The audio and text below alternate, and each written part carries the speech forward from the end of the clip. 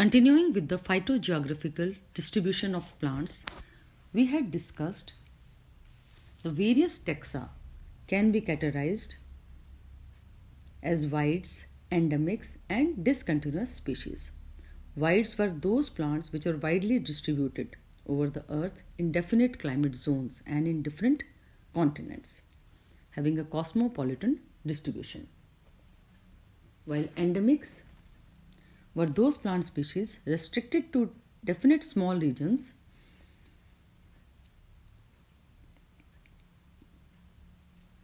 and the discontinuous species were the plants which occurred at two or more distant places separated by overlands or oceans, hundreds or thousands of miles apart.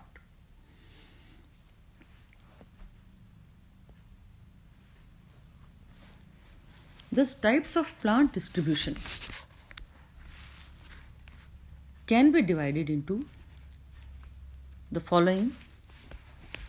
First, continuous distribution. Second is discontinuous distribution. And the third is endemic distribution.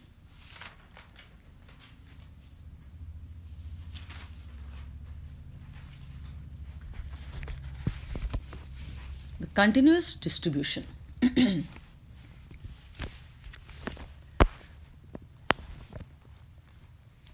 या सतत वितरण। जब अमुक वर्गक taxon विश्व के समस्त जलवायवीय प्रदेशों तथा समस्त महाद्वीपों में कम से कम उनके एक जलवायवीय प्रदेश में पाया जाता है तो इसे संतत वितरण कहते हैं।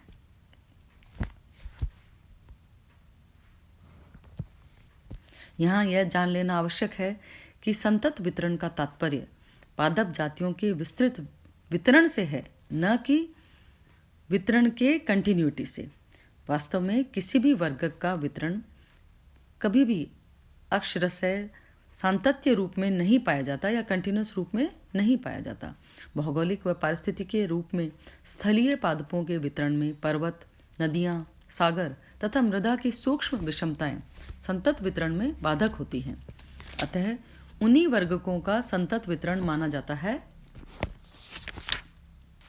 जो पृथ्वी के लगभग सभी महाद्वीपों में किसी जलवायु विशेष तथा सभी जलवायु क्षेत्रों में पाए जाते हैं। संतत वितरण को महाद्वीपीय वितरण भी कहा जा सकता है। जैसे कि इस चित्र में हम देख सकते हैं, there is a species range map which represents the region where individuals of a species can be found. This is a range map of Juniperus communis, the common juniper, occurring in the United States of America. Continuous distribution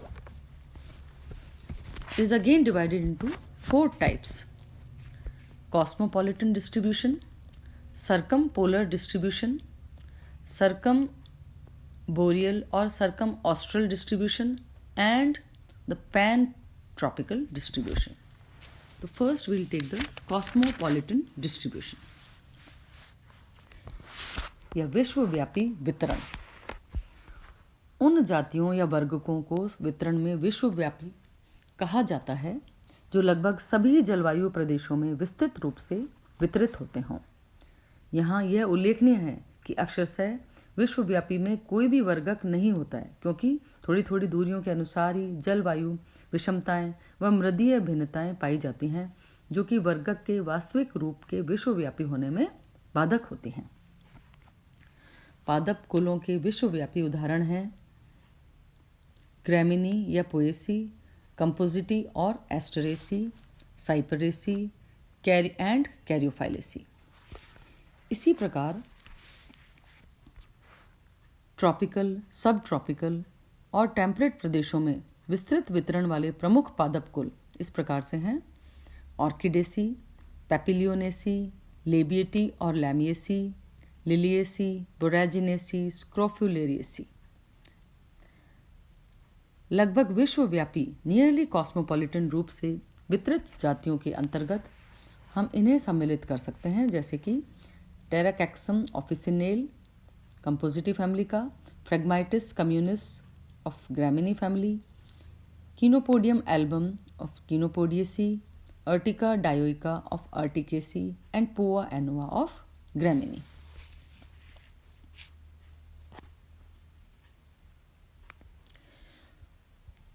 इन जातियों के अतिरिक्त भी कई अन्य जातियों को विश्वव्यापी जातियों की श्रेणी में रखा गया है।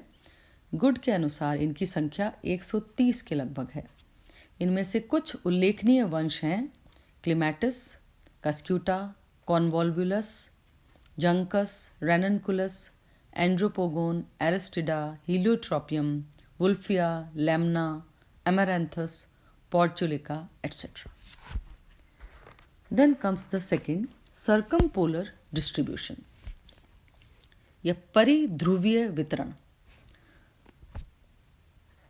पोल्स या ध्रुव, उत्तर व दक्षिण, नॉर्थ व साउथ पोल, तथा ध्रुवों के समीप स्थित महाद्वीपों में पादप जातियों के वितरण को परिध्रुवीय वितरण या सर्कमपोलर डिस्ट्रीब्यूशन कहते हैं। ये याद रहे कि दक्षिणी ध्रुव या साउथ पोल या एंटार्क्टिक रीजन में पुष्पी पादप बिल्कुल नहीं पाए जाते हैं। अतः वास्तव में परिध्रुवीय या सर्कमपोलर को उत्तर ध्रुवीय या आर्कटिक वितरण ही कहना चाहिए, अकॉर्डिंग टू पॉल्यूनिन। विशुद्ध रूप से पुष्पी पादपों का ध्रुवीय या परिध्रुवीय वितरण बहुत कम जातियों में पाया जाता है, क्योंकि उत्तर ध्रुव पर पाई जाने वाली पुष्पी जातियां अन्य शीतोष्ण व उष्ण पर्वतीय जलवायु में भी पाई जाती हैं। परिध्रुवीय वितरण वाली प्रमुख पादप जातियां हैं सेक्सीफ्रेगा अपोजिटिफोलिया, कैरेक्स लेपोनिका, रेननकुलस नाइवेलिस, यूट्रेमा एडवर्डसाई, ब्राया परप्यूरियंस, etc. Then comes the third, सर्कमबोरियल और सर्कम ऑस्ट्रल डिस्ट्रीब्यूशन, परि उत्तरी तथा परि दक्षिणी वितरण। उत्तरी गोलार्ध नदर्न हेमिस्फीयर तथा दक्षिणी गोलार्ध सदर्न हेमिस्फीयर के शीतोष्ण या टेम्परेट जोन्स में पादपों के संतत या कंटिन्यूअस रूप से वितरण को परि उत्तरी तथा परि दक्षिणी वितरण कहते हैं, circumboreal and circum austral distribution.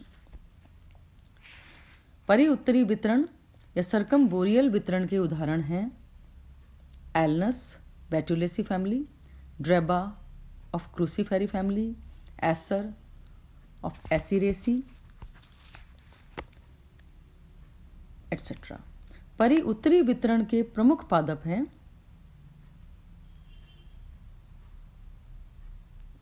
पादप कुल हैं डाइपेंसिएसी, कॉरिलेसी, मोनोट्रोपेसी, etc. परि दक्षिणी वितरण के उदाहरण हैं डेंथोनिया तथा प्रमुख कुल हैं प्रोटिएसी, फाइलेसिएसी and रेस्टियोनेसी। Then coming on to the last of the continuous distribution, that is pan-tropical distribution, या सार्व उष्ण कटिबंधी वितरण। संतत पादप वितरण का यह अंतिम प्रकार है। संपूर्ण उष्ण कटिबंधीय क्षेत्र द टोटल ट्रॉपिकल बेल्ट में पादपों के वितरण को सार्व उष्ण कटिबंधीय वितरण या पैन ट्रॉपिकल डिस्ट्रीब्यूशन कहते हैं। पादप वितरण की दृष्टि से पृथ्वी का सर्वाधिक क्षेत्र इसी क्षेत्र में आता है। गुड के अनुसार पादपों की लगभग 250 जातियां उष्ण कटिबंधी या ट्रॉपिकल हैं, जिनमें 135 पूर्णतः पैन ट्रॉपिकल हैं। इन जातियों की संख्या यद्यपि काफ़ी अधिक है, लेकिन इनके बारे में यह कहना कठिन है कि ये सभी इस क्षेत्र की मूल निवासी या नेटिव हैं या इन्हें मानव द्वारा यहाँ लाया गया है। इस प्रकार का सर्वोत्तम उदाहरण पामी कुल, पामी या एरिकेसी है। इस कुल के अधिकांश ताड़ जैसे कि नारियल, फिनिक्स, रॉयस्टोनिया, कैरियोटा, रैपिडोफिलम आदि उष्ण कटिबंधीय प्रदेश में व्यापक रूप से वितरित हैं। पामी के अतिरिक्त इस प्रकार के वितरण के अन्य पादप वंश हैं मोहिनिया, Dalbergia, Dioscorea, Corchorus, Ocimum, Syzygium, Hibiscus, Phyllanthus, etc.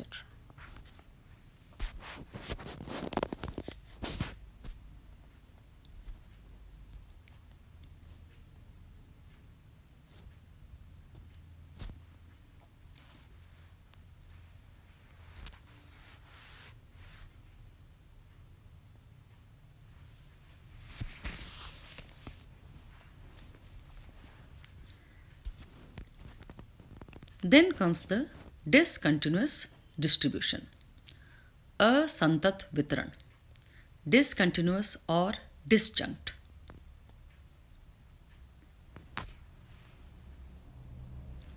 जब किसी वर्ग का वितरण दो अथवा दो से अधिक ऐसे भौगोलिक क्षेत्रों में होता है जो कि एक दूसरे से बहुत दूर स्थित हों, तो ऐसे वितरण को असंतत वितरण कहते हैं। दूसरे शब्दों में सुदूर देशों में पादपों के वितरण को असंतत वितरण कहते हैं। ये दूरियां इतनी अधिक होती हैं कि डिस्पर्सल की सामान्य विधियों द्वारा यह वितरण संभव नहीं हो सकता।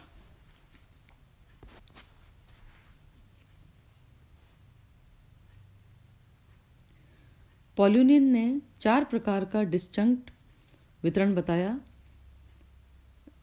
Diffuse, bipartite, bipolar and altitudinal. जबकि वुल्फ एंड पॉलिनियन ने डिसकंटिन्यूअस वितरण के 11 प्रकार बताए हैं, जो इस प्रकार से हैं: Arctic alpine distribution, north Atlantic distribution, north Pacific distribution,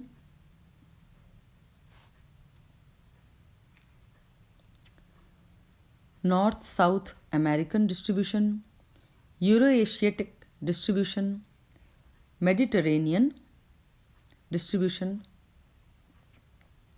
then tropical distribution, 8th is South Pacific distribution, and 9th South Atlantic, 10th is Antarctic, and 11th is intracontinental distribution.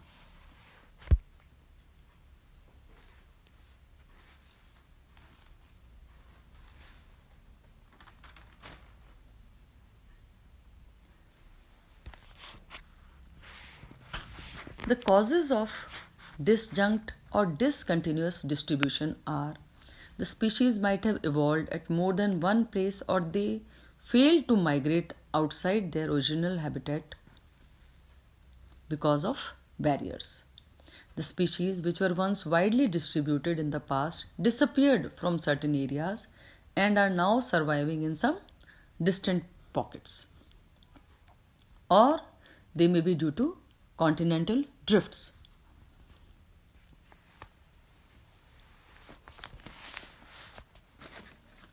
The present continents on the earth are not the same as they were in the geological past. For example, during the Mesozoic era, South America, Africa, India, Australia and Antarctica were all united to form a large landmass called Gondwana land, with its flora and fauna. Because of geological disturbances, the large land masses gave rise to widely separated continents, all having same common species.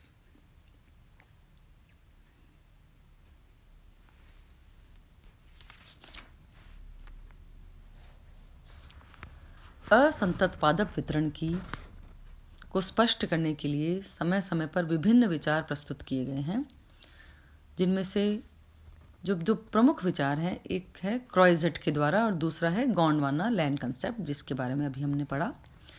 तो क्रॉइज़ेट का मत ये था कि पुष्पी पादपों का उद्भव व विकास एंटार्क्टिका में हुआ है, दक्षिणी ध्रुव प्रदेश में। वहाँ से ये विभिन्न दिशाओं व मार्गों से होते हुए उत्तर की ओर फैल गए। इस मत को होलो एंटार्क्टिक कंसेप्ट कहते हैं। क्रॉइज़ेट का विश्वास है कि असंतत वितरण पूर्वज वंश के विभेदन से समान जलवायु वाले भिन्न भिन्न प्रदेशों में स्वतंत्र विकास से हुआ है।